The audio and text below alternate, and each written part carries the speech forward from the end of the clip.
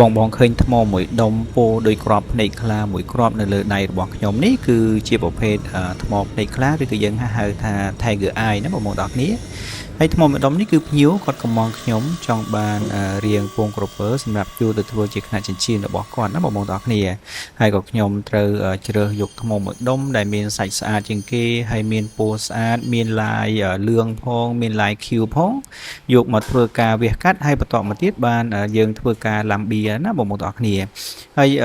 តាមការសង្កេតផងខ្ញុំថ្មមួយដុំនេះសាច់របស់គេគឺមានសភាពរឹងហើយស្វិតមាំហើយនៅពេលដែលយើងធ្វើការពូលាឡាំបៀរួចគឺភ្លឺមាត់រលោងស្អាតខ្លាំងមែនទែនតែម្ដងណាបងប្អូនទាំងអស់គ្នាហើយពណ៌របស់គេក៏ស្រដៀងជាមួយនឹងក្របភ្នែកខ្លាដែរអញ្ចឹងសម្រាប់បងអ្នកដែលថាចង់បានប្រភេទថ្មភ្នែកខ្លាយកទៅធ្វើជាចិញ្ចៀនឬក៏ធ្វើជាក្បាលខ្សែក្រវ៉ាត់អីអាចធ្វើការកម្មងបានខ្ញុំមានថ្មឆៅនៅក្នុងស្តុកថែមទៀតណាបងប្អូនទាំងអស់គ្នាអរគុណ